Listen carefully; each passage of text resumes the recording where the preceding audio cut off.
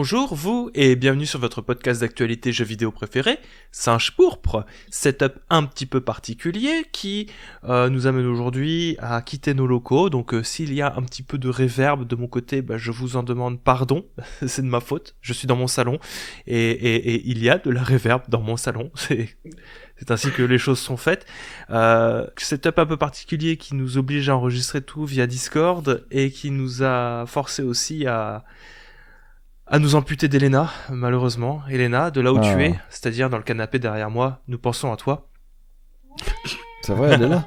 Ouais, mais oui, elle est dans la pièce. Je veux dire. Non, je crois pas. Je pense pas qu'elle soit. On a échangé Elena contre Silver. Donc bonjour Silver, bienvenue sur les Blasto News. Bonjour tout le monde. Que vous n'avez pas entendu depuis le podcast exclusif, si vous êtes abonné au Patreon, sur Immortality. Et nous sommes également en compagnie de Mage, coucou Mage. Et bonjour. D'Étagère. Salut. Et de moi. Bonjour moi. Bonjour toi. Salut toi. Ça va. Écoutez, Comment ça va vas-tu ? très bien. Un peu fatigué, un petit peu la mort dans l'âme, parce que les cartons, le déménagement. Hier, on a soulevé avec Elena un truc comme 4 étagères, juste à 2 dans les escaliers. C'était pas extrêmement marrant à faire comme activité, et j'ai mal partout. Mais sinon, ça va. Et vous, ça va bien ? Bah écoute, ça va. J'ai pas soulevé d'étagère, donc tout va bien pour moi. Moi, j'ai soulevé l'étagère. Ah non. Moi non plus, j'ai pas soulevé l'étagère malheureusement. Qui n'a pas soulevé l'étagère après ? Ah vous savez, moi quand on peut donner de sa personne pour faire plaisir aux copains. Tu es toujours là, bien sûr. Non, mais plus sérieusement, le déménagement approche petit à petit. Donc de mon côté, je fais du tri et j'ai retrouvé 192 jeux Super Famicom qu'il faut que je vende. J'ai retrouvé 192 € en petites pièces de monnaie. Je m'attendais à ce que tu me dises ça en fait, tu vois. Comment ça tu peux perdre plus impressionnant. 192 jeux ? Non, mais ils étaient pas perdus, ils étaient dans un carton et je savais plus qu'il était là. T'avais oublié 192 jeux. Attends, je Non, regarde la mais taille d'un jeu Famicom parce que ça me peut-être c'est ça qui me. Non, mais ça fait un gros carton. Hein. C'est juste qu'il était là, il était dans un placard et puis il prenait la poussière. J'avais posé des trucs par-dessus, j'y pensais plus. Ça va c'est vintage bien, du coup. Tu t'es fait un Noël du coup là. Ah là oui, j'aime autant vous dire que je me suis fait un Noël. Même peut-être les 3 prochains Noëls.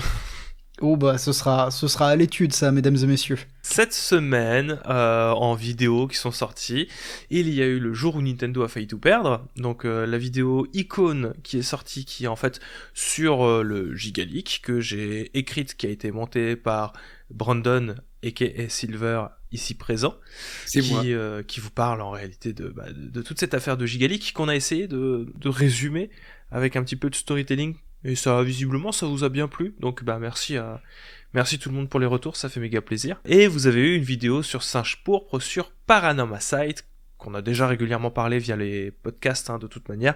Mais j'ai terminé le jeu, donc il fallait que j'en fasse un test. Le test a été publié et il a aussi été monté par Brandon parce qu'on était pris par le déménagement. Normalement, ça aurait dû être Elena qui le monte, mais déménagement, donc complicado.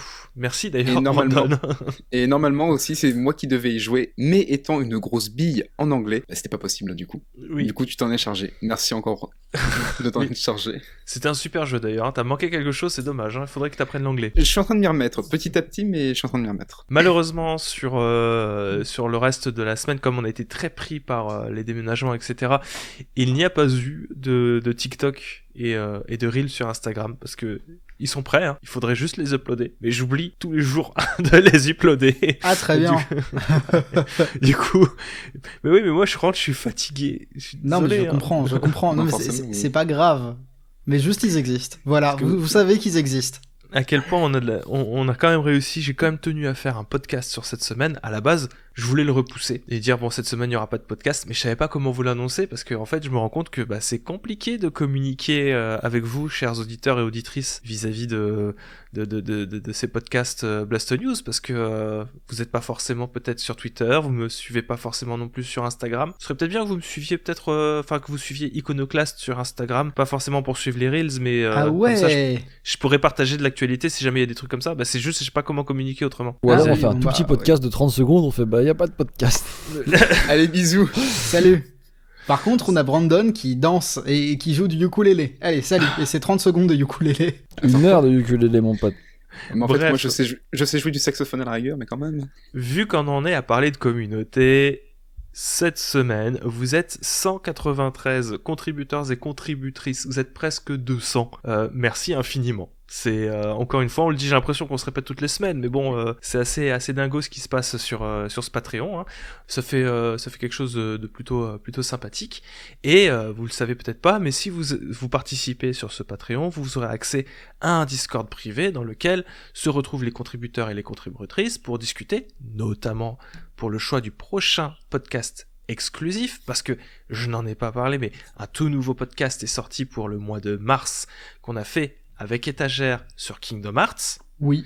On en reparlera parce qu'il y a un commentaire qui est centré sur ce podcast-là exclusif, donc le Kingdom Hearts, le premier du nom. Et vous avez également accès à un Discord sur lequel vous pouvez partager tout ça, mais aussi le choix du prochain podcast qui se fait par vous, puisque c'était un nouveau palier à atteindre pour 800 € atteints sur le Patreon. Vous l'avez eu. Étagère a eu l'idée d'organiser un tournoi, mais un tournoi un peu particulier. Est-ce que tu peux nous en faire un résumé? Parce que là, les votes sont clos. Normalement, on a un vainqueur au moment où où c'est diffusé. Au moment où c'est diffusé, on a un vainqueur, mais le but, c'était de choisir 16 représentants de la GameCube, de faire un tournoi, même pas à double élimination, un tournoi où c'est la mort directe, dans lesquels on fait s'affronter les représentants dans des matchs qui sont des 1 contre 1, des votes de popularité en somme. Et quoi dire si ce n'est que ça a été la guerre. Cette première pot de guerre, comme on a décidé de l'appeler, c'était terrible. Alors vous nous écoutez, nous on sait pas encore qui est le dernier représentant. Cependant, on sait qu'on a une finale Paper Mario contre Pokémon Colosseum. Que beaucoup de nos petits favoris ont sauté. On s'attendait à ce qu'ils arrivent loin et ils ont sauté dès les huitièmes de finale. C'était un peu inattendu, n'est-ce pas, Zelda? Oui, alors, il y a un arc narratif de la pot de guerre. Il y a les gens qui ont fait des votes de barrage contre Zelda, parce qu'ils avaient peur de Zelda. Tout comme on a fait des votes de barrage pour Metroid. On a fait encore Star Wars Rogue One. C'est ça. Petit soldat parti trop tôt. Rogue Leader a subi le vote de barrage. Oui, Rogue Leader, pardon. Ouais, c'est ça. Metroid a bénéficié du vote de barrage. C'était les votes d'alliance, surtout. Non, c'était de la Dirty War. C'était pas bien. Fallait pas faire ça. C'était pas bien. En vrai, on aurait dû réglementer. Hein. Non, mais pour le coup, j'ai même poignardé mon petit favori, tu vois. Oui, c'est-à-dire que moi j'ai vu... Là, il y a encore mon poulain qui est Paper Mario, mais tu sais, moi j'ai vu Sonic mourir dès les premières minutes. Et ça me fait du mal. Par soutien, moi j'ai sacrifié mon favori qui était Luigi's Mansion, qui était pourtant bien parti pour faire partie justement du fameux affrontement Pokémon Colosseum Luigi's, mais du coup j'ai dit allez hop Paper Mario. Et en plus surtout que vous voyez comment on s'amuse. Ça vous a rendu malade en vrai. Je suis désolé. C'est pas normal, Brandon. Comment ça m'a rendu malade? C'est pas parce que je t'ai envoyé des messages en MP pour que tu votes, pour que... Là, il est venu me chercher, il m'a dit tu peux voter s'il te plaît, frérot. J'avais pas connu ça depuis l'époque MMORPG où il fallait voter pour des trucs. Oui, mais tu l'as fait, par amitié. Étagère et Silver étaient des personnes différentes à ce moment-là. Je les ai pas reconnus. J'ai honte de l'avoir fait parce que maintenant tout le monde connaît le subterfuge et sait que j'ai voté alors que tu vois.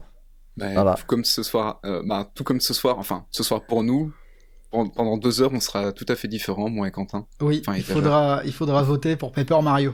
Oh là là, normalement, vous n'écoutez pas parce que ça s'est déjà passé, mais... Vous êtes des esprits malades. On n'est pas malades, mais c'est juste qu'au bout d'un moment, c'est bon, arrêtez de voter toujours pour Pokémon. Oui, ça suffit, Pokémon. FC GameCube, il est l'heure de prouver que vous n'achetez pas les consoles Nintendo que pour jouer à Pokémon. Ou à Mario Kart. Ouais, ça marche pour les deux. Il est l'heure de prouver que vous n'achetez pas les consoles Nintendo que pour jouer à Pokémon, mais du coup vous les orientez sur un jeu Mario, je sais pas. Paper Mario, on tient à préciser Paper Mario. C'est-à-dire que juste en termes de jeu frontalement, si on les compare, ce sont 2 RPG japonais. Oui, Paper Mario est quand même nettement meilleur que Pokémon Colosseum. Bref. Ouais, bon écoute, moi je ne participerai pas à ça. On va pas continuer parce que de toute manière le gagnant a déjà été choisi au moment où vous écoutez ce podcast, donc ça se trouve voilà. Bon, on n'en sait rien parce qu'on on enregistre le jeudi, il est 14h36 d'après mon ordinateur. On va peut-être passer directement sur les commentaires parce qu'il y a aussi des commentaires qui sont laissés. Il y a des gens qui ont commenté. Notamment Tratou qui nous dit bonsoir, moi je viens réagir au podcast normal de la semaine dernière. Déjà pour rebondir sur la news des scénaristes Ubisoft remplacés par des IA. Je sais pas si vous vous souvenez, hein, on avait parlé des IA utilisées pour écrire des quêtes secondaires. Évidemment, ça sent le pur calcul économique et un cynisme assez dégueulasse. Les mecs savent que leurs quêtes secondaires sont pourries et ils te regardent bien dans les yeux en disant « Ouais, mais elles nous coûteront moins cher ». Ce qui me aussi, c'est qu'en 2015, The Witcher 3 nous offrait une approche tellement différente et meilleure des quêtes secondaires. La moindre d'entre elles est bien écrite, avec ses personnages attachants, parfois du drama, même des moments cinématiques. Ça fait facile un tiers de l'intérêt du jeu, tellement ça tranche avec ce que nous proposait à l'époque, et qu'on nous propose encore.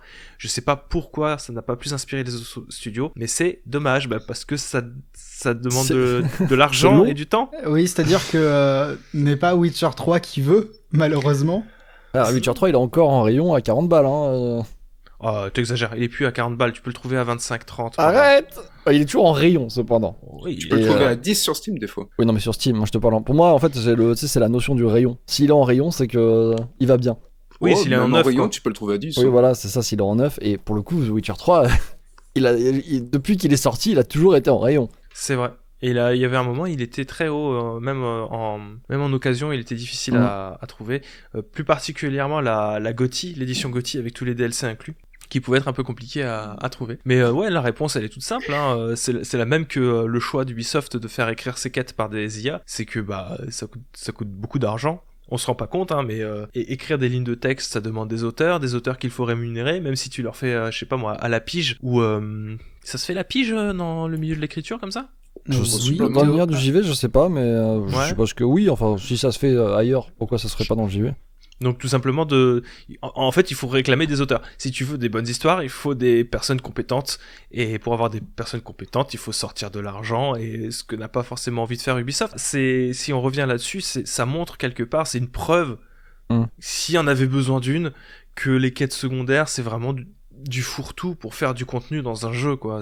Ah oui, ils ont confirmé que leur quête secondaire, elle ne volait pas très haut, là, pour le coup. Mais, oui, c'est juste histoire d'occuper les gens, quoi. Il n'y a pas de volonté de faire mieux, quoi, entre guillemets. Voilà, moi, je regarde ça d'un air un peu curieux, quand même, je t'avoue. On va voir. L'utilisation de l'IA dans le jeu vidéo, est-ce que ça peut faire ? Mais alors, pour écrire les quêtes, ouais, peut-être que... Là, c'est un peu trop loin. Ouais, ça serait pas le truc le plus épanouissant, ou ça pourrait donner naissance à des trucs catastrophiques. Hein. La quête qui fait un volte-face en plein milieu. Oui, non, mais ça peut tourner mal, hein, très sincèrement.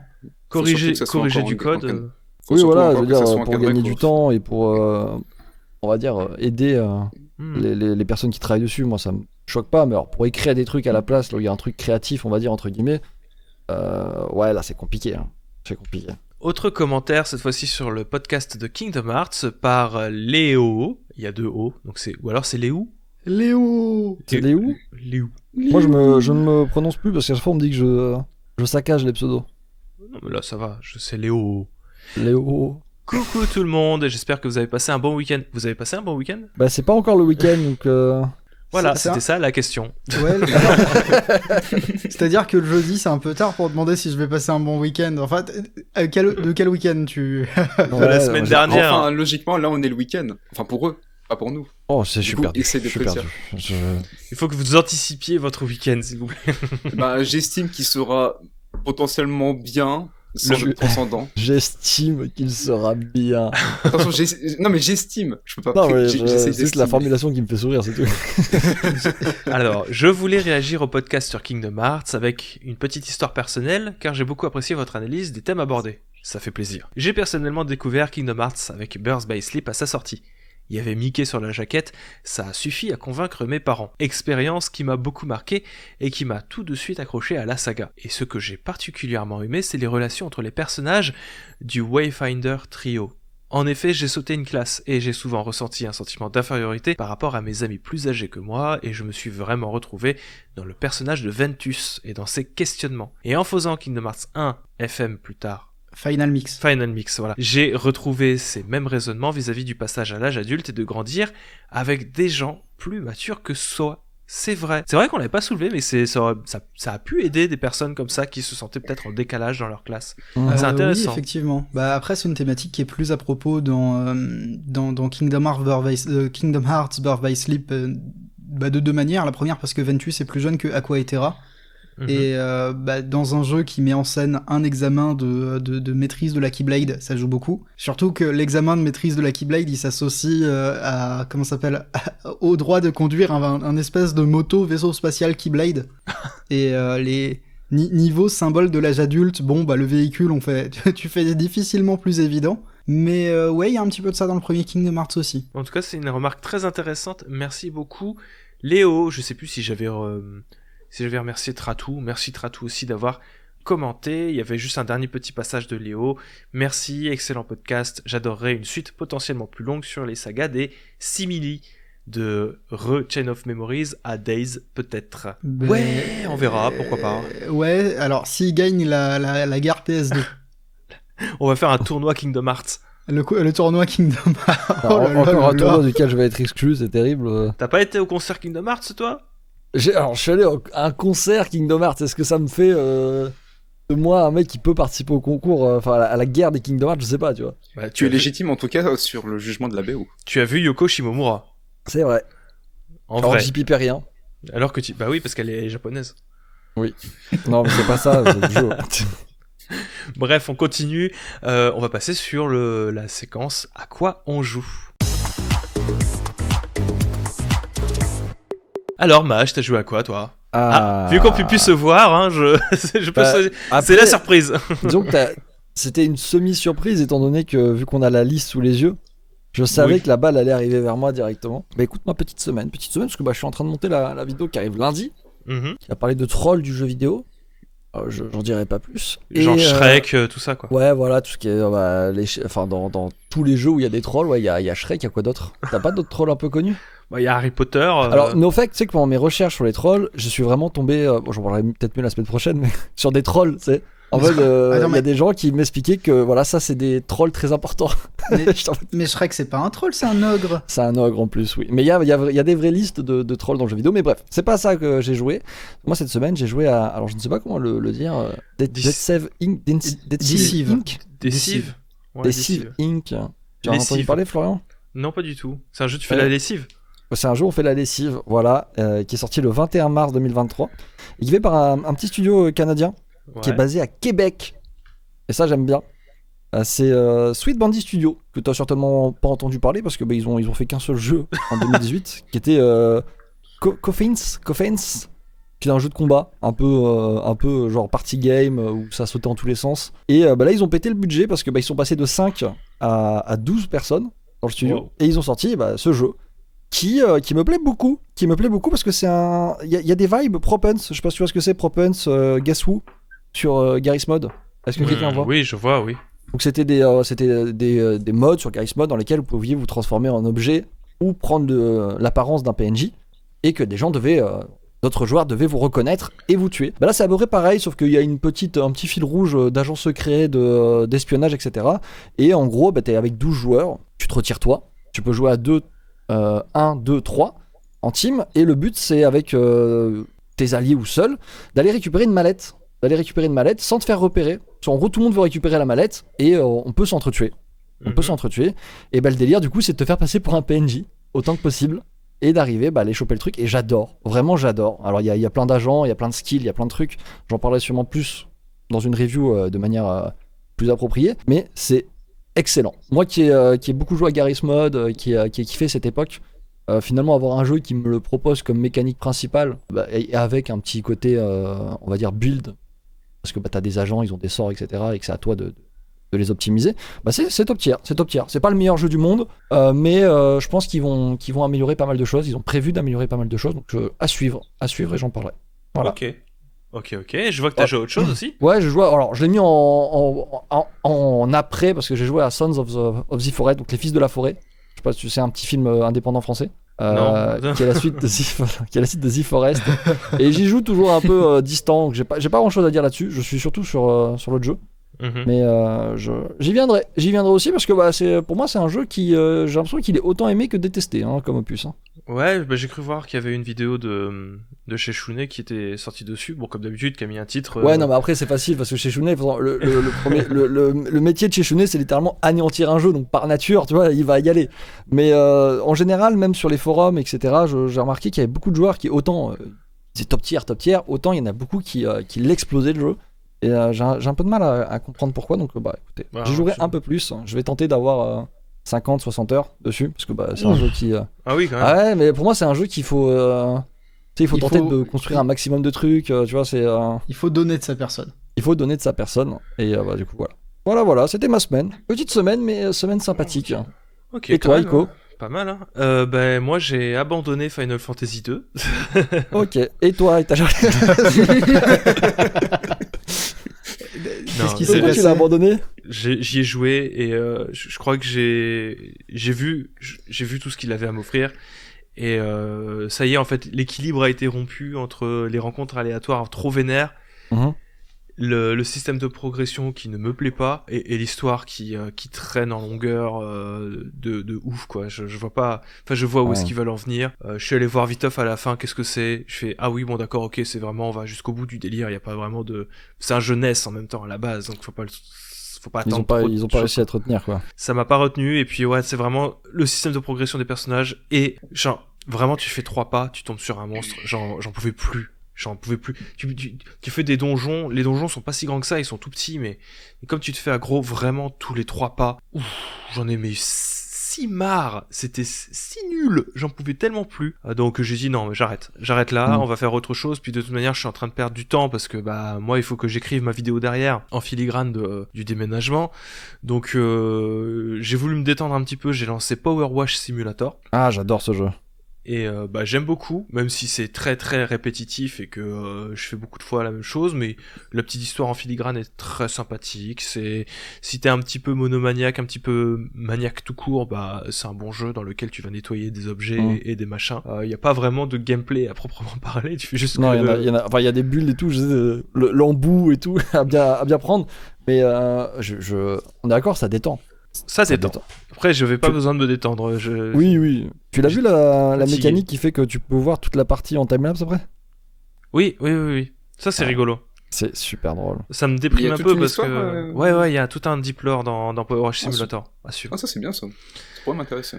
Donc du coup, t'accroches sur ça, et j'ai lancé Hollow Knight pour les besoins d'une vidéo que je suis en train d'écrire, voilà, donc encore relancer Hollow Knight. Décidément, c'est la 3e fois que j'essaye de jouer à Hollow Knight. J'ai un peu du mal, mais là, bon, vu que j'ai une carotte à essayer de comprendre un peu son univers, normalement, ça devrait bien se passer. Voilà. Et toi, étagère, à quoi tu joues, étagère? Alors, dans mon cas, il y a qu'un seul jeu, c'est Helix 2. J'avais déjà dit la dernière fois que j'avais fini le premier, j'avais commencé le 2. C'est un RPG, cette fois-ci il est plus fait sous Game Maker, je crois qu'il est fait sous Unity, quoique c'est pas indicateur de beaucoup de choses, mais c'est un jeu indépendant dans lequel vraiment son créateur, c'est Mason... je me souviens plus de son nom de famille. Mais dans tous les cas, il a vraiment tout fait à la main. Tous les sprites, c'est des espèces de formes cheloues qu'il a fait lui-même et qu'il a filmé lui-même. Et c'est terrible. Quand tu lances des sorts, tu vois les grosses mains du créateur du jeu dans des gants tout chelous faire des zips et des zaps avec les doigts. Et des zips et des zaps. Et parfois des zips en fait. Et je suis t'es paumé dans un espèce de monde qui est l'esthétique porte un nom, hein, c'est complètement surréaliste, et ça raconte une histoire qui, si elle est narrée avec des grandes phrases qui veulent bien souvent pas dire grand chose, demeure très très simple. Donc voilà. Après, il a une esthétique qui me plaît énormément. Il a une musique que j'aime beaucoup, cette fois-ci, que je trouve beaucoup plus sympa que celle du premier Helix, mais ça reste un jeu sur lequel je retournerai pas une fois que je l'aurai fini. Je le sais d'avance. D'accord. Oui, après, on pourrait en débattre, mais est-ce qu'il y a beaucoup de jeux dans notre position qui sont des jeux dans lesquels tu vas retourner une fois qu'ils sont finis, quoi? Alors, peut y en avoir. On avait eu cette discussion pendant qu'on transvasait des cartons dans la voiture, mon très cher étagère. Te souviens-tu de cette discussion sur le endgame qui n'a rien à voir avec Marvel? Ah, oui. Sur toute cette question du endgame, et que, à titre personnel, tu vois, moi quand il y a des annonces sur des trucs qui se font en endgame, c'est pas quelque chose qui m'intéresse, puisque en général, j'ai fini l'histoire, et à moins qu'il y ait des trucs vachement intéressants qui a un lien narratif ou une carotte de super boss, c'est pas le genre de choses qui me font vibrer. Est-ce que tu parles de ça, ce endgame ou juste de refaire le jeu Non, alors le jeu a la politesse de pas te mettre la carotte du farm décaché derrière un super boss qui contiendrait une clé de l'histoire après la fin du jeu. Mais c'est juste que c'est un jeu que je pense, je vais en voir le bout, je vais avoir passé un bon moment. C'est une petite dizaine d'heures pour le finir, pas plus que ça. Mais je le rangerai poliment et je me dirais oui, c'est bon, j'ai pas grand chose à ajouter, je me vois pas, je suis pas. Disons que je joue à Helix parce que je suis fan de Mover 2 et que je recherche dans chaque RPG un petit peu de ce que j'avais dans Mover 2. Il en contient un échantillon, je vois où est la parenté, mais je retournerai vers lui moins facilement que je retournerai par exemple vers Undertale. D'accord. Ou vers Mover 2. Ou vers Mover 2. Mais Mover 2, c'est parce que c'est mon jeu préféré. C'est le vaisseau mère. Mais oui. Donc, du coup, tu préfères Helix 1 ou Helix 2 ? Bah, Helix 1, il a ça de particulier que c'est vraiment un jeu fait sous RPG Maker qui pousse RPG Maker très très loin, d'ailleurs, mais qui, fondamentalement, est pas proche de Mover 2, mais plutôt de Mover 1. Il est cryptique, il est chelou, tu sais pas trop ce que tu dois faire ni où tu dois aller, mais une fois que t'as fait un premier tour du jeu, tu te dis, c'était très court, est-ce que je peux pas faire mieux que ma première run ? Et ça, c'est intéressant, surtout dans un jeu dans lequel il n'y a pas vraiment de système d'XP. D'accord. Mais Ok. voilà, j'en reparlerai peut-être dans une vidéo dédiée, je ne sais pas, ce sera à voir dans tous les cas. Moi, je veux bien. Si moi, je suis hyper intéressé. C'est le genre de jeu, je l'ai mis sur ma to-do list de toute manière, vu la. Je découvre cette DA et je suis très fan, moi. Mais écoute, oui, moi je pense que j'en ferai une vidéo sur Singe Pourpre parce que j'ai beaucoup de choses à dire sur les. Bah, ce sera les deux jeux d'un coup, hein. J'ai prévu de le faire en plus aussi, de mon côté. Ah bah, on écoutez... fera peut-être un podcast, écoutez, on sait jamais. Sait-on jamais. C'est Mason Lindros, je crois. Attends. Non, parce que du coup, là, je continue de chercher, et j'ai l'impression de l'avoir sur le bout de la langue. Oui, c'est ça, c'est Mason Lindros, le créateur de Helix. Ok, très bien.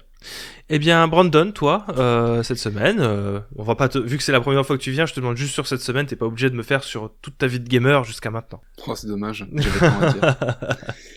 Mais en tout cas, cette semaine, j'ai testé la démo du jeu Démonologiste, dans lequel on va incarner un chasseur de fantômes, jeu qui peut se jouer à plusieurs, mais qui est aussi finissable tout seul, et qui est d'ailleurs un jeu que tu m'as conseillé. Oui, je suis tombé dessus au pif, hein. Si, non, pas totalement au pif. C'était mon navigateur Opera GX qui me dit « Ah, bah, il y a ça qui sort bientôt. » Je fais « Ah bon ? Oui. Qu'est-ce que c'est que ce truc ?» Ce petit truc, en gros, tu vas tout simplement aller dans des fantômes... dans des fantômes. Oh, mince. Tu vas aller quoi ? Attends, quoi ? Est-ce que tu pourrais définir ta phrase ? Tu vas dans des maisons et pour y capturer des fantômes. De ce que j'ai compris. Ah mais c'est Luigi's Mansion, t'as joué 2 fois à Luigi's Mansion cette semaine. Attends. Et du coup, en tant qu'enquêteur, tu vas enquêtiser avec tout ton appareillage d'enquêteur. Et j'ai trouvé le jeu super bien fait parce que c'est pas un jeu qui va vraiment t'attaquer avec des jumpscares toutes les 5 secondes, comme le font beaucoup de jeux à peu près dans le même style. En tête, il y a un jeu qui est à peu près dans le même style, je sais pas si vous voyez duquel je parle, qui se joue à 4. Du coup non. C'est-à-dire que Phasmophobia. Oui, voilà. Et voilà, en plus je l'ai bien dit, vous avez vu. Non, c'est Phasmophobia. Ah bah heureusement qu'il l'a dit. Oui. C'est Phasmophobia. Mais merci du coup, Mage. Et le jeu m'a fait peur. Et c'est tout ce que je lui ai demandé. Il y a une grosse vibe exorciste. Peur, mais, disons que t'es jamais vraiment rassuré. C'est mal éclairé, c'est mal. Franchement, ça retranscrit très bien l'expérience que pour avoir un chasseur de fantômes. Enfin, j'imagine. Bah, j'en sais rien, t'en connais des chasseurs de fantômes ? Ouais, j'en connais pas, moi. Si, mais il y a des youtubeurs. Ah oui, il faudrait envoyer un message. Je demanderai à GusDX, t'as raison. Est-ce que ça ressemble à vos expériences passées ? Bon, je sais pas, une fois j'étais seul dans le noir, et j'imagine. Ah ok, l'ambiance des messages. C'est l'odeur des messages privés, quoi. C'est de l'ectoplasme. Il y a plein d'ectoplasme partout. C'est vraiment une preuve de la vie après la mort. Arrête. Ok. Arrête. Et du coup, faites le lâcher. Après, j'ai pas continué plus loin dans le jeu, mais par contre, il y a un petit truc qui m'a un petit peu dérangé, c'est qu'on me l'avait vendu comme étant un jeu extrêmement beau qui tournait sur Unreal Engine 5. J'ai pas vu la différence. J'ai pas trouvé ça très beau même. Après, est-ce que ton PC peut le faire tourner ? Il a une 3090. Il peut le faire tourner, mais aussi c'était non, parce il a pas que une le jeu était en 3090 axe. en plus. Non, 3070. Ah, mais t'es un blaireau en fait. Écoute, à l'époque où on les achetait, nous, c'était la guerre, mon gars. C'était la guerre, on n'avait pas le choix. On a pris ce qui passait. Le mec, il le prend, il a pris un. Tu sens que j'ai été touché par l'attaque en parallèle. Mais si je t'ai touché. Ça va suffire. Bah écoute, c'est pas grave, Brandon. Tout ne peut pas être beau, tu sais. Non, mais j'ai fait tourner le jeu à fond, mais je pense que ça fait partie du fait que le jeu est en accès anticipé. Ah bah oui, non, mais si c'est ça, il y a de grandes chances que ça soit lié pour le coup, parce que. Ouais, mais les trailers étaient méga jolis. Et je les connais, les trailers de The Forest là. Regardez comment ça va être beau, et puis quand tu lances le jeu, ça fait. J'ai vu les trailers de Son of the Forest, et franchement, bah, quand je vois le jeu, je suis un peu déçu. Le jeu est bien. Par rapport à The Forest, que The Forest a eu ce problème à l'époque, Son of the Forest, lui, s'en sort mieux. Mais sur les actions anticipées, c'est quelque chose d'assez courant, pour le coup, ce genre de choses. Alors, peut-être que tu y retournes, du coup. Il faudrait que j'y retourne, ouais. Si, il sort. Ouais. Si, il sort. Non, mais je vois où tu veux en venir. Oui, je prendrai le jeu, t'inquiète pas. Ah, mission accomplie. Et ensuite, t'as fait quoi? Ensuite, je fais mes parties quotidiennes de Fortnite, du chapitre 4, saison 2, avec mes copains. Et je suis content, j'arrive petit à petit à me détacher de Fortnite et de sa fameuse FOMO. T'as d'autres copains que nous? Parce que moi, j'ai pas joué à Fortnite en fait de la semaine, ça voudrait dire que t'as d'autres personnes dans ta vie. Oh non. Non, mais... des copains de Fortnite. Ah. Ouais, non mais ok, tu nous as trahis. Non mais c'est pas grand chose pour moi. Non mais vas-y, je t'en prie. Comment ça, c'est pas grand chose? On n'est pas grand chose pour moi, toi. je t'oublie, tu vois. Ouais, et du coup, dans Fortnite, il y a Tokyo et... Qui en sueur, tu sais. Ils ont rajouté Tokyo et tu peux jouer à Sonic dedans. Ok. Parce qu'il y a plein de rails un petit peu dispersés sur la map et en fait sur laquelle tu... Ah mais des rails sur la map, je connais, ça c'est Sonic Frontier. Moi je comprends plus à quoi tu joues là. Je suis perdu. Ouais, pareil, il y a des rails sur la map et il y a aussi des katanas. Enfin, des lames cinétiques. Faut pas dire katana parce que... Oh, c'est de plus en plus bizarre. Mais Sonic, il a pas de katana.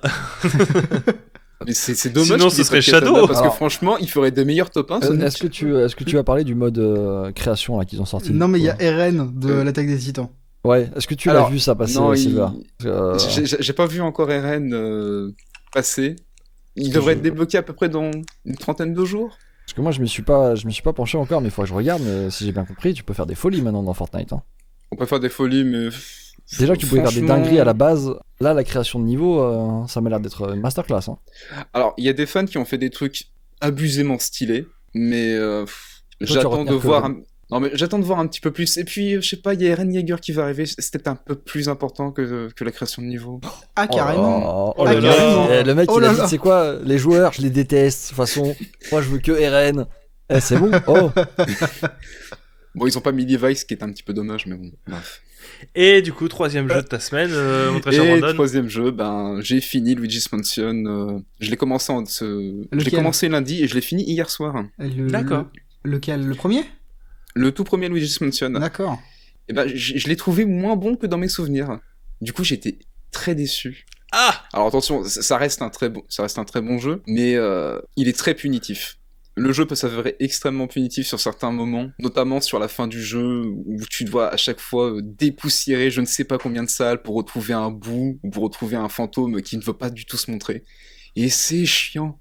C'est relou, tu fais des allers-retours sans cesse. Ah, ça me rappelle Power Rush Simulator. En moins fun, du coup. En moins fun, du coup. Ah ouais. Ouais, en moins fun. Ok. Et je me souvenais pas aussi que Luigi se foutait de la gueule de Mario à la fin. Et ça m'a fait beaucoup rire. Et tant mieux, c'est mérité. Oui. Oui. Tu devrais changer ton sujet de vidéo par ces personnages qui auraient dû mourir à la fin parce que ça aurait été mérité et t'aurais mis Mario à la fin de Luigi's Mansion, mon très cher. Alors merci de me donner un nouveau sujet de vidéo. Ok, très bien. Enfin voilà, c'était ma petite semaine. C'était pas mal du tout. Merci en tout cas, messieurs. On va pouvoir passer à l'actualité.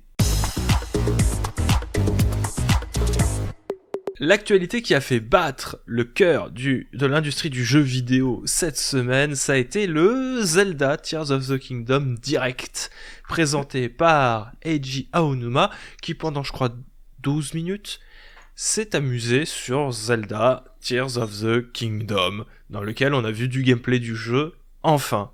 C'était en direct ?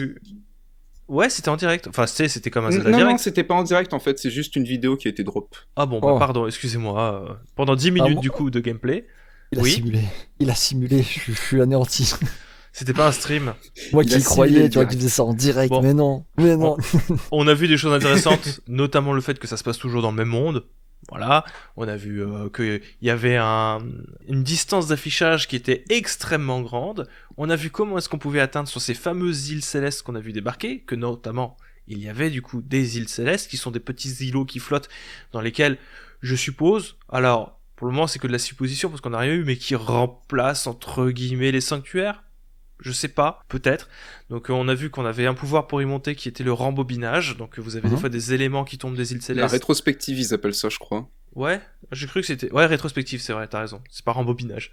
Mais bon, ça ressemble un peu comme un rembobinage. C'était pas mal, rembobinage. On peut appeler ça rembobinage en vrai, parce que c'est globalement ça. Bref, c'est un pouvoir que tu appliques sur un objet, et l'objet va faire le mouvement inverse qu'il avait fait à la base. Donc tu peux remonter sur une île céleste depuis cet objet qui est tombé, et du coup débarquer sur cette île-là. Donc ça, c'est un des premiers pouvoirs. On a vu aussi un pouvoir qui te permet de...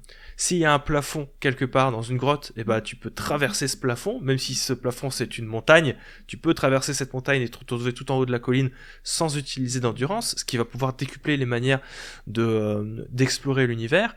Mais le point extrêmement important qu'on a vu, ça a été justement la fonction de, et j'ai oublié le nom, accrocher des trucs ensemble. Voilà, merci. L'amalgame, qui en fait te permet, comme son nom l'indique, d'amalgamer des armes entre elles pour faire des trucs plus puissants. L'exemple qui a été donné, c'était de prendre une branche, de l'amalgamer avec un rocher pour en faire un marteau de fortune qui fonctionnait mieux que la branche et mieux que le rocher, parce que le rocher tu peux pas te battre avec. Ce qui a donné des idées déjà de base à plein de gens pour essayer d'amalgamer plein de choses. J'avais vu Mr. Flash qui avait repartagé la vidéo de Pen Pineapple Apple Pen, parce que c'est complètement l'idée, hein, c'est complètement la même idée. Notamment, ce qui est intéressant, c'était sur la double arme avec la fourche into le long bâton, qui te permet d'avoir un méga giga bâton. Ça fait des situations un peu incongrues dans l'histoire, mais ce qui est rigolo aussi, de pouvoir coller les choses entre elles, notamment sur des objets du décor pour te faire des véhicules. Donc il y avait l'exemple du radeau, parce que tu peux pas traverser un grand fleuve avec un tout petit peu d'endurance qui t'est donné au début.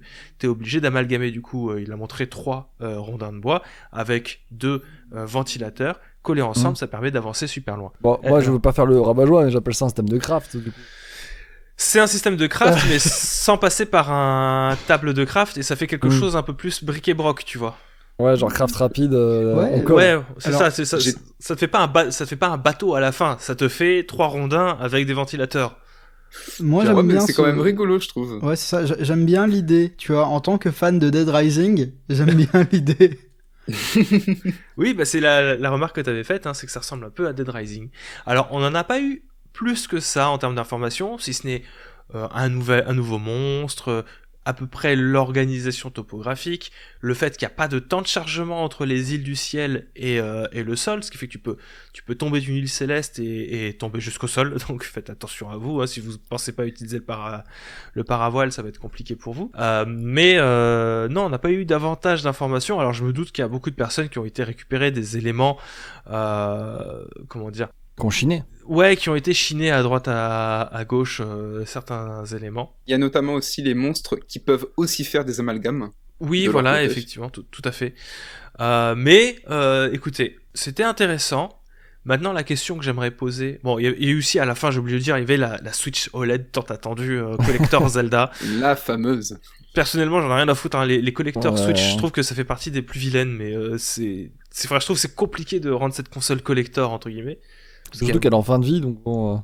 Voilà. La fin de vie, c'est pas un problème. Oui, mais ça veut pas dire grand-chose, mais... Non, je sais que ça veut pas dire grand-chose, mais je veux dire, pour un mec qui veut potentiellement pas trop acheter de console, tu sais, il se dit, bon, je m'approche de la fin, est-ce que ça vaut le coup ?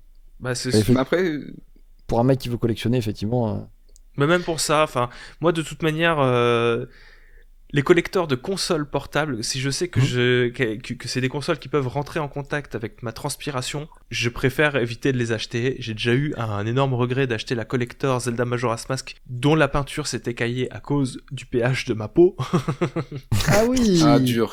Trahi par le pH. Trahi par le pH. Non, mais c'est un peu fini pour moi, ce genre de délire-là. Sauf si je sais que c'est genre gravé. Tu vois, si c'est des gravures. Et encore... Pareil, les gravures, ça peut me trigger dans la mesure où tu peux avoir de la peau morte qui va dedans. Bref, c'est encore plus... ça peut vite s'enrayer, surtout. Bref, Toujours est-il que je suis pas forcément emballé, vous avez le droit de kiffer. Moi, je suis je suis vacciné des collectors, même de Zelda, pour vous dire. Et puis même au-delà de ça, à titre personnel, je suis pas plus enthousiasmé que ça, pour être honnête, par ce qui a été présenté. Moi, pour revenir à la collector, il y a un truc qui me dérange, c'est que le jeu n'est pas vendu avec la collector. Ce qui est un petit peu dommage. Oui, c'est très couillon même. L'édition collector ne comprend pas le jeu, et ça c'est un peu chelou quand même.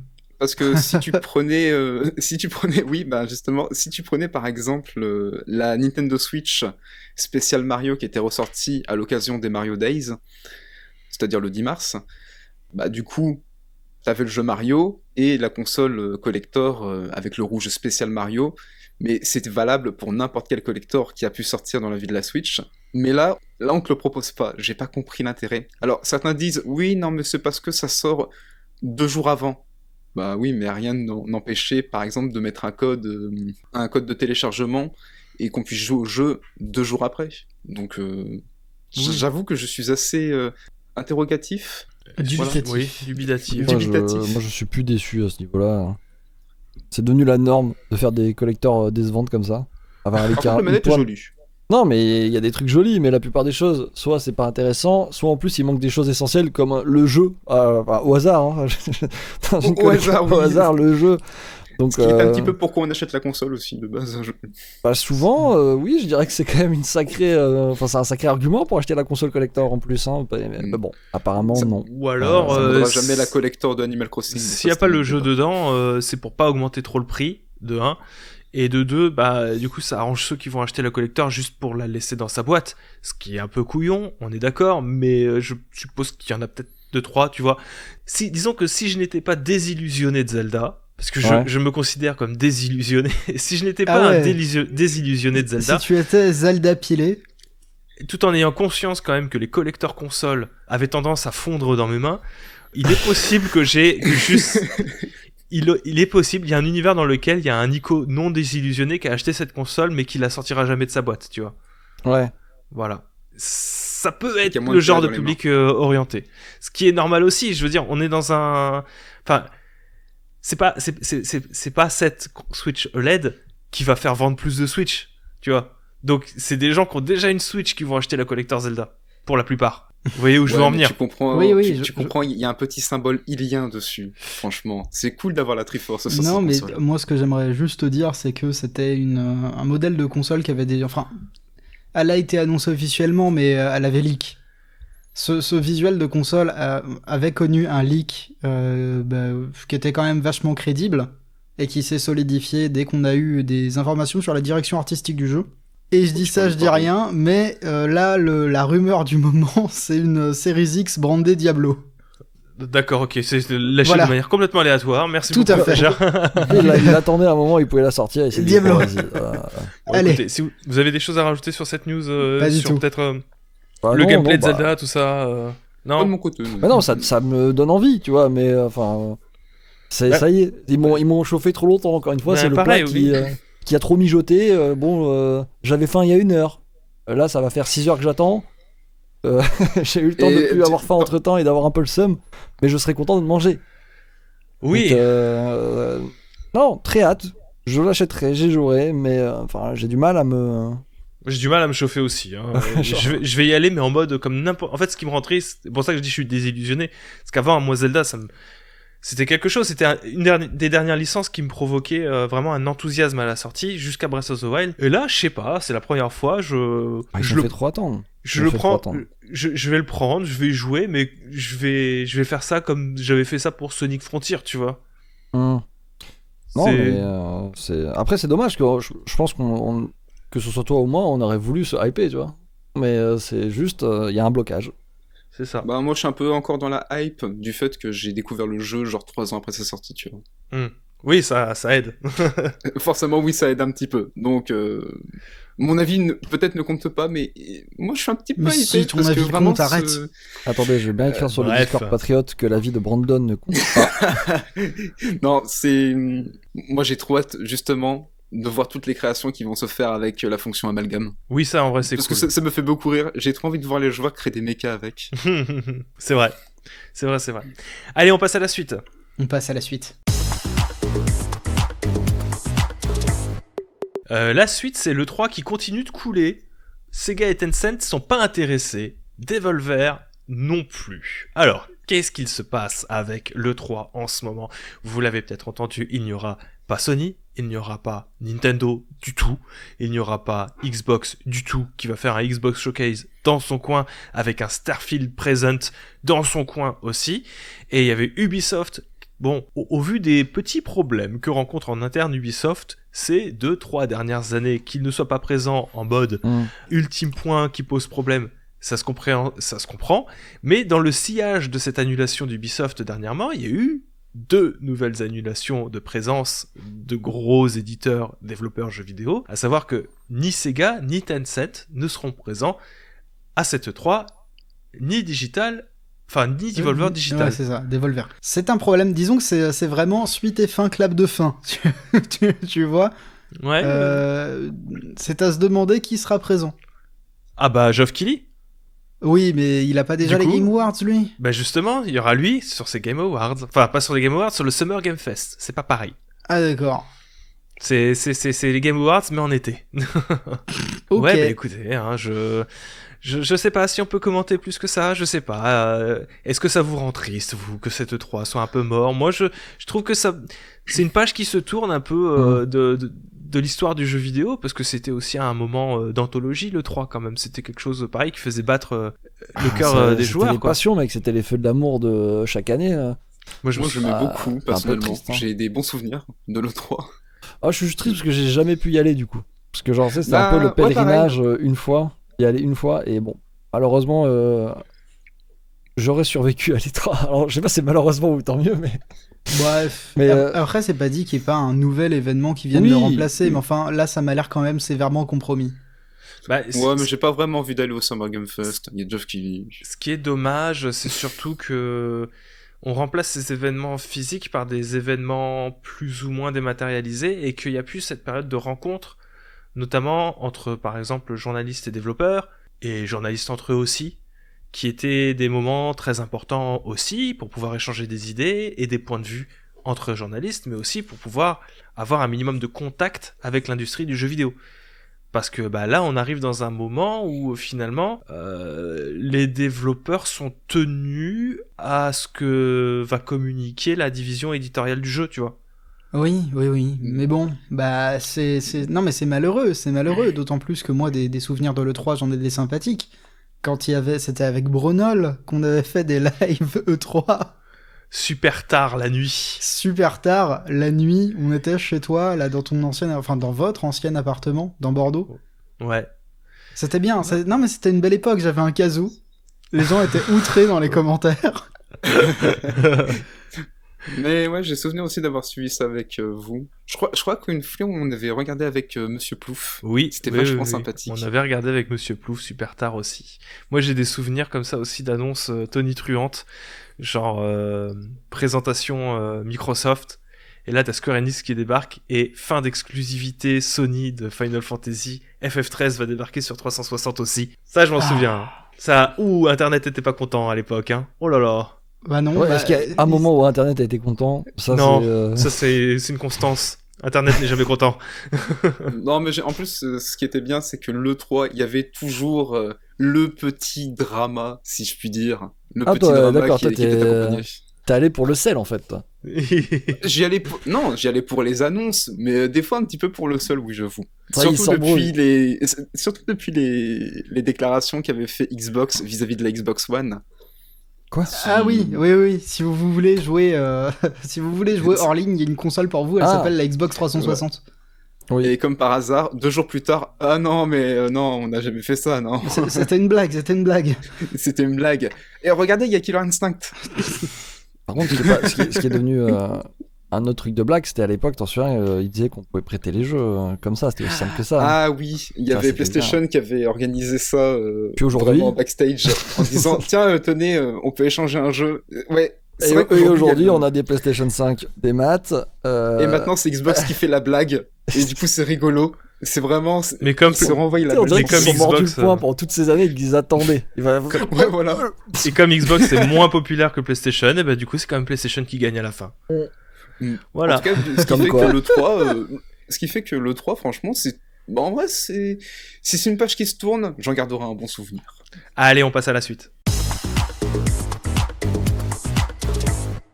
La suite, c'est visiblement le PlayStation VR 2 se prend un peu les pieds dans le tapis. C'est une actu qui est tombée pile poil ce matin d'un article de Bloomberg dans lequel Takashi Mochizuki a fait un article où il explique qu'apparemment, là où Sony s'attendait à 1 million de ventes de son PSVR 2... 2 millions. 2 millions, c'était les chiffres de base et ils avaient été revus à la baisse un petit peu entre-temps. Là, on est à... Dommage. 270 000 apparemment casques vendus. Alors, attention, hein, c'est des chiffres à prendre avec des pincettes. Si j'ai trouvé une autre petite source entre-temps. Apparemment, le chiffre indiqué, c'est le chiffre des recherches menées avec IDC. Market Intelligence Advertising Service. Oui, bon, c'est des communications, hein, c'est des marketeurs. Bref, c'est une recherche qui a été faite avec IDC, qui se base avant tout sur des études et de données récoltées sur le marché, mais qui n'est pas en mesure de fournir de chiffres officiels comme peut le faire Sony. Donc ça à prendre avec des pincettes. Toutefois, on peut imaginer qu'on est autour de 270 000 casques vendus, ce qui n'est pas énorme, et appellerait surtout à une baisse drastique de prix très rapidement pour éviter ce que je cite l'article de Bloomberg appellerait un accident industriel, parce qu'on en serait là, effectivement, si on continuait à ce niveau-là. Alors, d'ici là, t'as toutes les personnes sur Twitter qui ont réagi et qui ont donné un petit peu leur explication du pourquoi est-ce que le PSVR 2 est en train de se casser la figure. Et en vrai, elles sont multiples et on les a déjà signalées dans les problèmes du PSVR 2 à de moultes reprises par le passé. Le catalogue non rétrocompatible, le fait que vous ne pouvez pas brancher ce casque sur PC pour profiter de vos jeux sur PC également, le prix déjà quand même, parce que c'est plus cher qu'une PS5, ça compte, et c'est même plus cher que le premier PSVR, je crois. Oui, il faut la PlayStation 5 aussi. Il faut la PS5 aussi. Ça va, la situation s'est détendue, on commence à voir apparaître des packs de PS5 d'occasion. Même maintenant, tu te déplaces à la Fnac, tu peux avoir une PS5. Ah oui, non, mais j'ai pas dit que c'était faut l'acheter quand même. Spécialement, mais il faut l'acheter quand même. Oui, plus alors, le prix d'une deuxième PlayStation 5. À 550 € quand même. Oui, bah, parce qu'entre temps, il y a eu l'inflation. Ça fait 1000 € de matériel. Sans les jeux. Parce que tu peux même pas transférer ton catalogue PSVR 1. Si tu es un joueur PSVR 1, tu peux pas transférer ton catalogue comme ça gratos. Faudra remettre au moins 10 balles pour une mise à jour sur un des jeux, tu vois. Parce qu'il n'y a pas de mise à jour directe. Donc, casque méga trop cher, porte d'entrée trop vénère, axé sur la niche aussi, parce que bah, c'est un casque qui apparemment, en termes de comment dire, c'est pas un environnement très propice, on va dire, au grand public. Qui a déjà beaucoup de jeux aussi qui ont des tendances à la cinétose assez vénère, parce qu'il y a beaucoup de déplacements libres dans les jeux qui sont proposés de base, des jeux qui sont... C'est un catalogue assez famélique, quoi. Il y a eu une vingtaine de jeux au lancement, dont une seule exclusivité PlayStation, qui est Horizon Call of the Mountain, dans lequel on peut émettre quelques petits doutes sur pourquoi vous avez choisi lui pour en faire un jeu VR. Donc il y a quand même des gros problèmes qui sont rencontrés. Je pense qu'on peut s'attendre à une bonne baisse de prix d'ici les prochains mois, effectivement. À voir ce que ça donne, à voir si effectivement on considère que c'est un échec. On en avait discuté un petit peu sur le Discord. Il y avait eu des contre-arguments qui rappelaient aussi que finalement 270 000 exemplaires, c'est pas si mal à la lueur de ce que s'était vendu le premier PSVR, parce qu'on le rappelle pas, mais c'est 5 millions d'exemplaires vendus du PSVR 1 sur une console qui s'est vendue à 120 millions. Ça fait un truc comme 10%, ouais.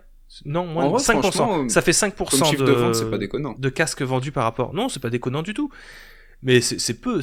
Comment tu pouvais t'attendre à ne serait-ce que vendre 2 millions d'exemplaires de ton PSVR 2 sur un parc moins bien installé avec un prix plus vénère, tu vois. La stratégie de Sony aussi était à questionner quelque part, quoi. Bah surtout, pourquoi revenir avec un prix encore plus cher que...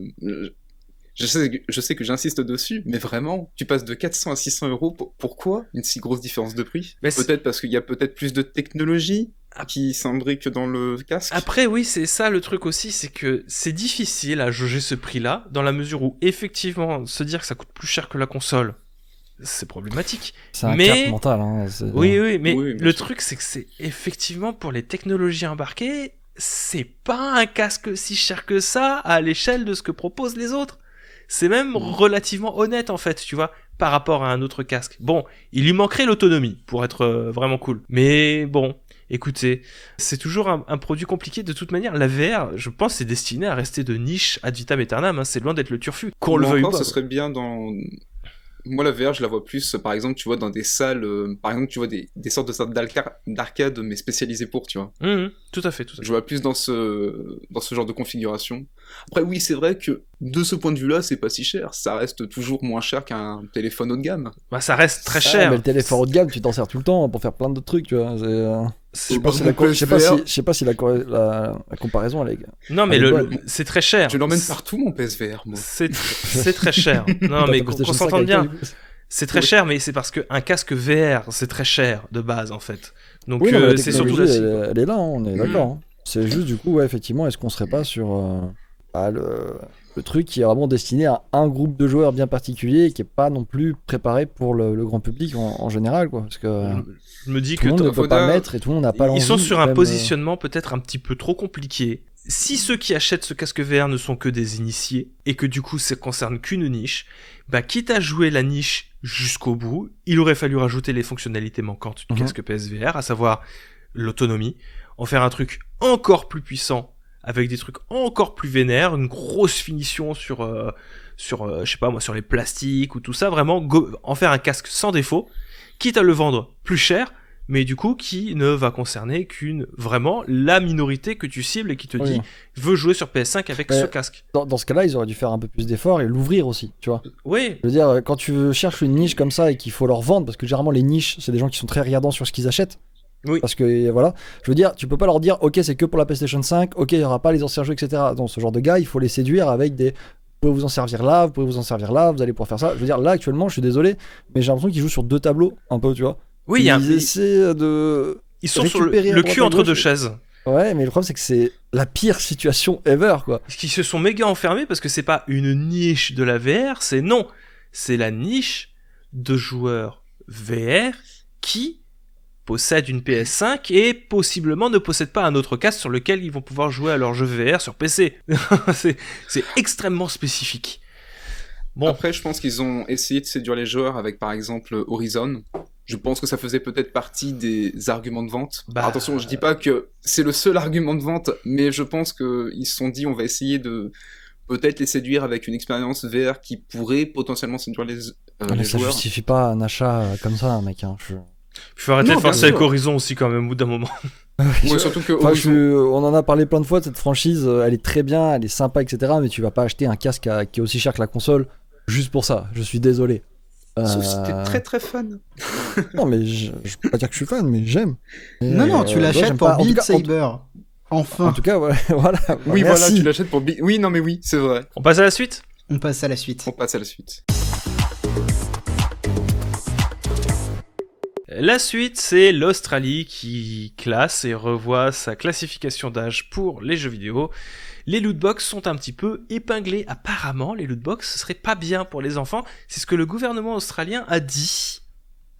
Ah bon ? Mais qu'est-ce qui peut bien lui faire dire ça ? Bah, visiblement, apparemment, certaines lootbox, ou en tout cas certaines manières de monétiser son jeu vidéo, pourraient être assimilées à du jeu d'argent en ligne, donc des simulations de jeux d'argent, et les jeux d'argent étant interdits au moins de 18 ans, le gouvernement australien envisagerait d'interdire ces jeux au moins de 18 ans pour la simulation de gambling, ou au moins de 15 ans si jamais il y a des achats de lootbox dedans. Des jeux comme par exemple FIFA, qui actuellement sont des jeux tout public, que ce soit en Australie ou ailleurs, mais qui ont un système de monétisation, disons-le, franchement dégueulasse, qui pourrait faire l'objet en fait d'une reclassification, interdit au moins de 15 ans ou au moins de 18 ans en fonction de si c'est simulation de paris en ligne, de jeux d'argent, ou s'il y a achat de lootbox. C'est pas une interdiction, et c'est à titre personnel, je trouve, le choix le plus, le plus sage à faire. Tu vois, je serais pas pour une interdiction, à part en fonction de la culture juridique de ton pays, si tu interdis les jeux d'argent, et si tu assimiles ces achats en ligne comme étant du jeu d'argent, tu les interdis tout bonnement et simplement, comme ce qu'a fait la Belgique. Mais si tu les autorises, tu appliques la législation de ton pays et tu les interdis au moins de 18 ans. titre personnel, j'espère un jour voir en France ce genre de choses arriver, que tout ce qui est gacha mobile serait interdit aux moins de 16 ans, admettons, et que tout ce qui peut s'apparenter à du jeu d'argent en ligne soit interdit aux moins de 18 ans. Ça, je pense, ça permettrait de réglementer pas mal les choses. Je ne sais pas ce que vous en pensez. Quand bien même, encore une fois, on parle d'une norme, c'est un quasi PEGI en Australie, donc c'est jamais que mettre un PEGI 18. Je sais pas si ça aura un véritable impact sur les achats des jeux par les parents, mais ça peut en avoir quand même sur les prix de gens. On sait quand même qu'il y a des studios de développement qui cherchent à avoir certains types de PEGI par rapport à d'autres. Mais voilà. Donc une bonne nouvelle. Je sais pas. C'est toi qui as trouvé cette news, étagère. Disons si tu veux rajouter quelque chose avec ça. Ouais, c'est une mesure qui peut être sympa, mais pour ça, il faudra qu'elle arrive à trouver une application réelle. Pour l'instant, et pour beaucoup de consommateurs, le PEGI, c'est jamais qu'un chiffre sur une boîte. Je sais pas trop quels sont les normes de vente. C'est aussi un cochon dans... Oui, c'est ça. Ou Peggy la cochonne dans les Muppets. Mais comment vous dire, je sais pas s'il y a un lien réel entre des interdictions de consommation ou au moins un encadrement et le PEGI. Parce que si tu dois légiférer sur les jeux qui comprennent des lootbox qui sont édités en format physique ou dématérialisé, tu dois le faire de manière rétroactive sur tout un genre de jeu. Et pour la scène mobile, ça entraîne quand même des complications assez vénères. Hein. Donc, moi, l'idée, je la vois comme très bien. La conséquence, je la vois comme totalement inapplicable. Mais on va voir. Bah, si c'est juste déjà un changement de PEGI, c'est déjà énorme, je trouve. Enfin, ce serait... Je sais pas si tu te rends compte, mais faire passer un FIFA de tout public à interdit aux moins de 18 ans, c'est le genre de choses qui peut interpeller au moins un minima les parents, tu vois. Parce que il y en a qui vont s'en foutre, évidemment. Mais il y en a beaucoup aussi qui vont se dire, oula, PEGI 18, il y a un problème. Et ça va au moins les questionner, tu vois. C'est pas faux. Ben, j'attends de voir les conséquences réelles. Pour l'instant, c'en est qu'au stade de proposition. On va voir ce que ça donne. Mais oui, d'une manière générale, c'est indicateur d'une prise de conscience. Et c'est la première étape. Très bien. On passe à la suite ? On passe à la suite. La suite, c'est... Est-ce que vous avez un Death Note des jeux services qui meurent ? Alors, non, je n'en ai pas. Mais... Un Death Note des jeux qui servicent qui meurent, ou un Death Note des jeux services qu'on souhaite qu'ils décèdent? Alors, je vais refaire. Est-ce que vous avez un carnet dans lequel vous faites la nécrologie des jeux services morts? Alors non, mais j'avais proposé, je crois, dans un autre épisode des Blasto News, que effectivement, on tienne une rubrique nécrologique et qu'on en fasse genre une chanson à la fin de l'année, tu vois. Parce qu'on en a un peu, j'ai l'impression qu'on en a un petit peu toutes les semaines quasiment. Oui. Là, cette semaine, c'est pas vraiment une mort, hein, on exagère un petit peu, c'est plutôt une boule surprise. De Ninja. Oui, ou une boule de Fumi Ninja. Le jeu Multiversus de Warner, vous savez, le Smash Bros-like dans lequel se combattent des personnages tirés de licences de Warner, comme Batman versus Shaggy, ou versus, je sais pas moi, Steven Universe. Samy, s'il te plaît, Samy. Ouais, j'ai pas voulu t'interrompre, mais je vais pas te mentir, là, t'as fait monter la métardonnée, là. Ou encore Arya Stark. Hein. Oui, par exemple. C'était un jeu, figurez-vous, qui était en bêta ouverte, qui est jamais sorti. Quand bien même il y a eu de multiples OPSP, il y a eu de multiples OPSP du jeu, versus quand bien même il y avait une boutique fonctionnelle du jeu, et c'est ça qui va poser problème. C'est un jeu qui était en open bêta, et qui dit open bêta dit bon bah maintenant c'est fini le coco, la bêta elle va fermer, on se revoit en 2024. Ce qui est pas la porte à côté. Mais moi surtout ça me surprend parce que je me disais mais attends mais le jeu il est sorti depuis longtemps et là j'apprends qu'en fait non il était seulement en open beta. Ouais, non mais c'est le marketing, c'est pas comme l'a dit, c'est les OP, la force de la Warner finalement parce que c'est un peu d'habitude les open beta t'as pas autant de diffusion sur un open beta et je crois qu'il y a un mec qui a dû un peu tirer je sais pas ce qu'il a le marketing a foutu mais ils se sont dit ok c'est la bêta. Bon il y avait il y avait même des tournois qui étaient organisés. Oui, mais alors, du coup, moi, je me disais, si des tournois sont organisés, c'est que le jeu doit être terminé. Mais non. Non, mais ils ont tout bien fait. Ça, on peut pas leur retirer. Ils ont tout bien fait. Et ça, je ne critique pas ça. Le marketing a très très bien marché. Étagère voulait en placer. Parce que j'ai joué au jeu. Étagère voulait en placer une. Qu'est-ce que tu voulais dire, Étagère? Oui, je dis que ça s'inscrit dans une. En fait, c'est à la suite d'une autre actualité sur Multiversus.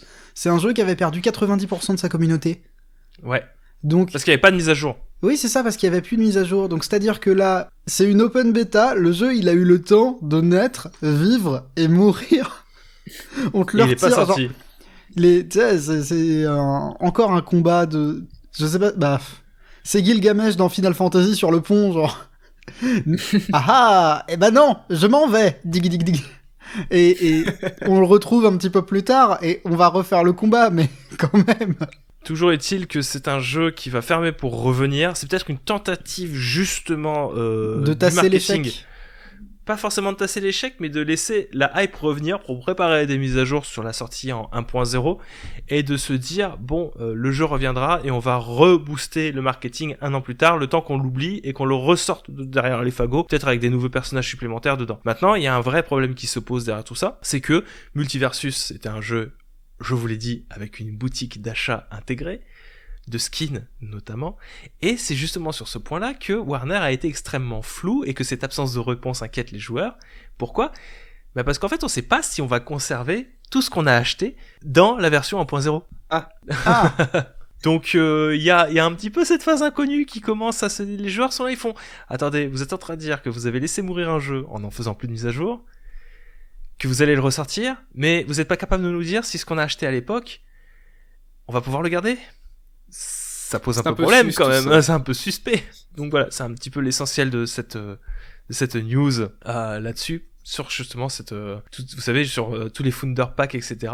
On ne sait pas comment est-ce que ça va se passer, donc c'est un peu une affaire à suivre. Surtout qu'on n'est pas à l'abri, parce que ça s'est déjà fait par le passé, que finalement Warner se dise ouais non mais c'était rigolo le temps que ça a duré pour l'open beta, on va pas ressortir le jeu. En fait on s'est rendu compte pour x ou y raison que c'est pas intéressant, que les joueurs sont pas intéressés, donc bah non, c'était une fermeture en fait. C'est déjà arrivé avec Crucible, hein, on le rappellera jamais assez, un jeu qui était sorti en bêta, qu'on a remis en développement, et finalement c'est en cours de ce redéveloppement qu'ils se sont décidés que le jeu sortirait pas. Tu te souviens, Mage? Ouais. Il y a des chances que ça puisse arriver. Je rappelle, Warner, c'est les gens qui ont annulé Bad Girl. Hein. Ça n'a rien à voir, c'est un film, mais quand même. Ouais. Qui d'ailleurs a été annulé pour des raisons qui sont diverses et variées. Oui, voilà. On sait pas vraiment pourquoi il a été annulé en plus. Apparemment, si, c'était pour des histoires d'impôts. Ah. Pour faire des crédits d'impôts dessus. Enfin bon. Voilà. Donc j'espère que vous ne jouiez pas à Multiversus en ce moment, parce que bah vous ne pourrez plus y jouer bientôt. Le 4 avril. Une soirée avec Moche. C'est une bonne soirée. On passe à la suite. On passe à la suite. La suite, du coup, c'est une surprise. Ouais. Je m'attendais pas à voir débarquer ça. Comment dire ? Vous voyez Dolphin, l'émulateur Wii ? Oui, tout à fait. Je le vois. Et GameCube aussi. Et bah figurez-vous qu'il va avoir une sortie sur Steam. Alors, c'est pas le logiciel que vous pourrez faire une redirection depuis votre page Steam.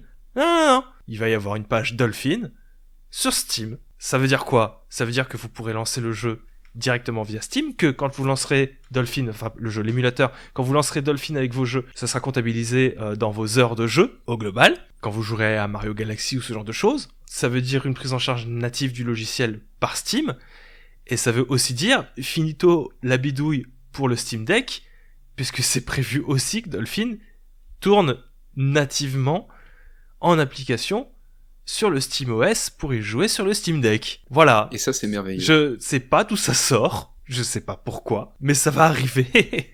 Je sais. Étagère. Toi qui aimes beaucoup Steam. Alors, moi, ce qui me fait rigoler, c'est que c'est un événement, encore une fois, mais c'est la suite logique de, tu sais, le trailer du... dans le trailer du Steam Deck, il y avait, je crois, sur un plan, une icône de l'émulateur Switch Yuzu. C'est vrai. Et c'était un événement... Ça oui. Oh mon dieu. Et c'est... Non, mais c'est intéressant, parce que, d'une certaine manière, soyons honnêtes sur les choses qui sont faites. Soyons honnêtes sur l'émulation d'une manière générale. Je suis content que... Moi, tu sais, je suis un amateur d'émulation, et je suis content quand elle est rendue beaucoup plus disponible. Et là, elle est rendue plus disponible. Mais dans quel monde, en fait, ça arrive, ce genre de choses ? Je veux dire, ils vont pas avoir des problèmes avec Nintendo, Steam ? Ah, peut-être, on verra. On verra. En tout cas, sur la page Steam, ils ont mis aucun jeu qui était connu de la GameCube. Hein, ils ont vraiment mis des jeux que personne connaît. Je sais pas si vous avez vu la description. Ils citent pas du tout les Nintendo. En fait, la page Steam de l'émulateur, donc Dolphin, il y a marqué Dolphin est un émulateur pour les consoles de Big N de la 6e à la 7e génération. Voilà. Il y a pas Nintendo. Il y a pas Nintendo. Il n'y a pas de nom de console, rien. C'est même pas d'image. Hein, et pas d'image non plus, ouais. C'est marrant quand même. Ouais, quand même. Il y a quelque chose qui va mal finir dans cette histoire. En filigrane de tout ça, ce qui devait être rajouté aussi, c'était que Steam l'a annoncé, il va y avoir un arrêt du support de Windows 7, Windows 8 et Windows 8.1 de Steam. Donc si vous êtes encore sur Windows 7, 8 et 8.1, vous ne pourrez plus lancer Steam du tout, parce qu'il ne sera plus... Il sera plus à jour, et s'il est plus à jour, il pourra plus se connecter à Internet, et donc vous l'avez dans le cul, il va falloir passer au moins à Windows 10, au moins. Ouais, c'est ça. Quoi ? Ou à Windows 11. Il sera pas juste plus soutenu ? Bah, s'il est plus soutenu, il est plus mis à jour, tu peux plus te connecter. Et tu peux plus lancer tes jeux. Oh, ils trouveront une parade. Les gens trouveront... L'amitié trouve toujours son chemin. Après, Windows 7, ça commence à faire un peu vieux, quoi. Et Windows 8, franchement, qui joue à Windows 8 ? Qui joue à Windows 8 ? Pour l'actu, sachez que tout ça, c'est à cause de Google Chrome. Parce que Google Chrome va arrêter son support sur Windows 7 et 8 et 8.1. Comme il y a beaucoup de personnes qui utilisaient Steam via Google Chrome, ils se sont dit, écoutez, nous aussi, on va arrêter de faire le support Steam là-dessus. Voilà. Waouh. Alors là, ça fait beaucoup d'événements d'un coup. Comment ça, des gens utilisent Steam via Google Chrome ? Alors moi, ça m'est arrivé de l'utiliser, notamment pour acheter les jeux, pour discuter avec les gens. La vache. Tu peux pas y jouer, tu peux pas lancer les jeux. Non, mais je savais même pas qu'on pouvait. En fait, tu peux tout faire avec... C'est comme si t'avais le launcher, mais sans la possibilité de lancer les jeux. D'accord.